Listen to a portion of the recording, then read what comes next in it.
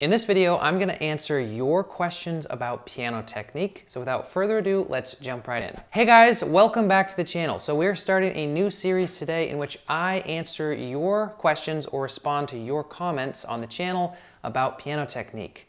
So let's dive right in. Okay, so first up we have a comment that says, I'm a guitarist and I can say with 100% certainty that you can train your last two fingers to move independently from each other.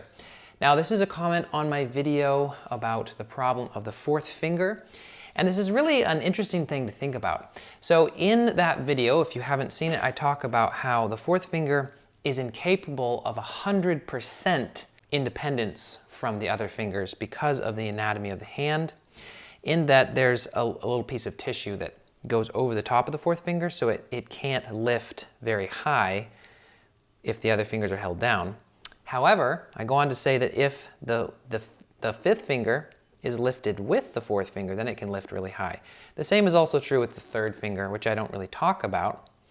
But when you're playing piano, it's more natural to lift the fifth finger with the fourth finger than it is the third with the fourth finger, because usually it just ends up working out a little bit better, in my opinion. So I'm not really sure what he's referring to. A lot of times people watch my videos and they sort of come to these conclusions. They take what I'm saying to, the ultimate end conclusion, and they say, well, that's not really true. That's, they sort of take what I'm saying and blow it out of proportion. I'm not saying that you can't have any amount of independence in the fourth finger. Of course, I can lift my fourth finger and I can play my fourth finger without my other fingers moving. But ultimately, my point in that video is not that the fourth finger can't develop a certain amount of independence. It's that if you try to train it so that it's the same as the second finger, right? So the second finger can lift very high without the other fingers moving. I can wiggle it and move it in a very precise sort of way. If you try to train your fourth finger to be able to do that, you're gonna just be fighting against your body and things that you can't change, right? It's never going to be like the second finger or even the third finger. And so understanding that will help you in your piano technique. So hopefully that clears up that question.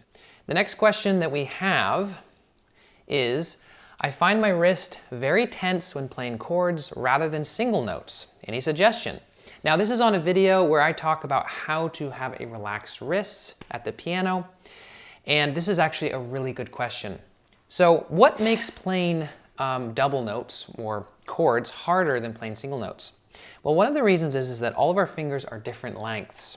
So when I play a single note, it's pretty easy to just play a note, go to another note without things really getting tense. But when I play double notes together, all of my fingers are different lengths. So my hand would normally be in this position for playing my thumb, but it'd be a little bit more in this position for playing my third finger because it's a little longer. And then my fifth finger is short again, so it'd be a little bit more in this position. So what happens is when we play notes together, we have to find a common ground between all of those different positions with our knuckle and our fingers, like how curved they are and how we go into those keys. And so a lot of it can be just a coordination problem, okay? So we haven't developed coordination enough, and we're playing all these chords and things, it doesn't matter what the chord is. And we can end up just getting very tense, okay, when we do that. And then the wrist starts locking up when we play that, okay? The other thing that happens a lot of times is we play chords by pushing down with the fingers, right? So instead of just going down with the hand and arm and fingers together, these fingers are able to be quite loose, just sitting on the keys. What happens is we push the fingers down. As soon as we push the fingers down, these other fingers just pop up, they stick up, and my whole hand feels really tight and tense. So those are generally the two problems. And then obviously you can see how you could address those problems, right? Just try to drop into the keys or settle into the keys with your weight so you're not pushing the fingers down. And then of course the other thing is find a common ground and try to be a little bit more relaxed and not as rigid. That can help. Now, what I actually teach in the video that this comment appears on is when you lift from the keyboard, you want to basically release the muscles in your arm and your hand so that everything is really loose. So if I'm playing something, I lift, everything just sort of releases. So it doesn't really matter, you know, what I'm playing. I'm always trying to sort of release every time I lift, and that can really help. So if I'm playing something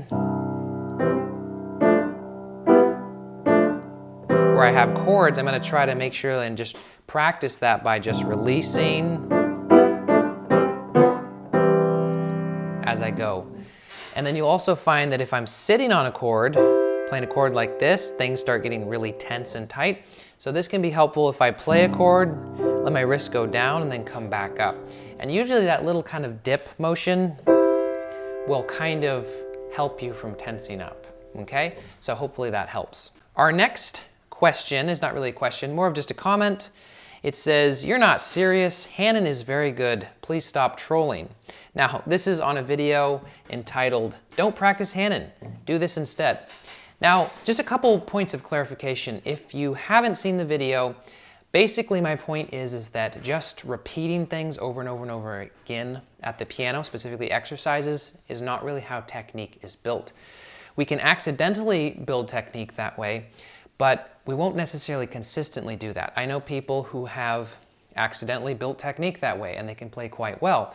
But I also know many, many, many more people who have approached playing piano and building technique in that way that have not built technique.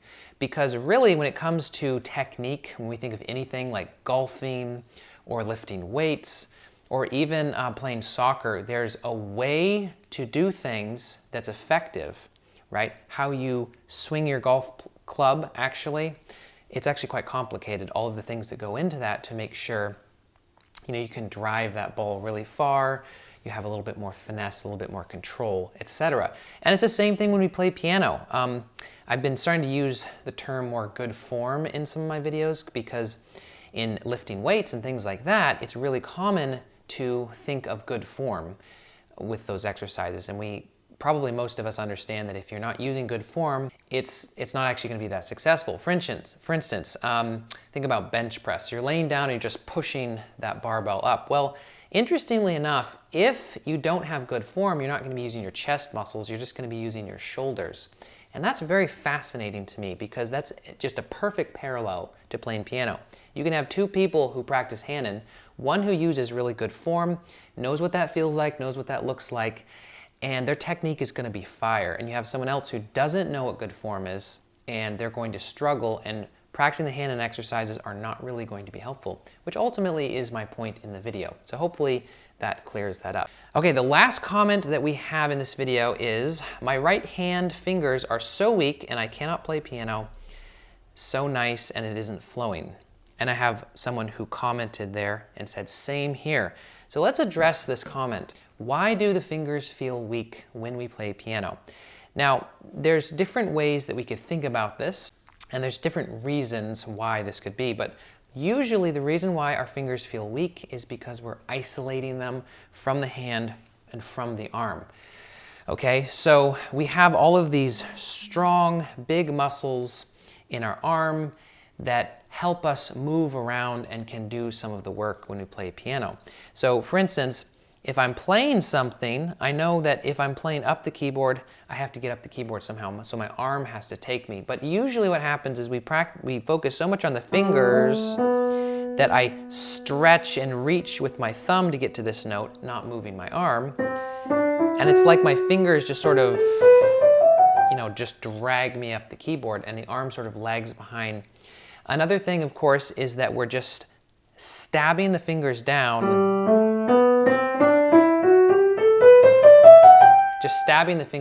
rather than using a combination of movement in the arm, finger motion, and also a little bit of weight from our arm so that our fingers don't have to press and push. All they have to do is support that weight, and then that makes playing really, really easy. So I experienced this when I was younger. Specifically, fingers 4 and 5 just felt so weak. And the more I tried to train them, the weaker they felt. And this was because I was isolating them and I was trying to just basically force them to be like my third and second finger, which are naturally independent and very strong, but the fourth finger are not like that. So they need a little bit more support from the arm, both using a little bit of motion as I play, but also taking advantage of gravity and using weight to put the keys down.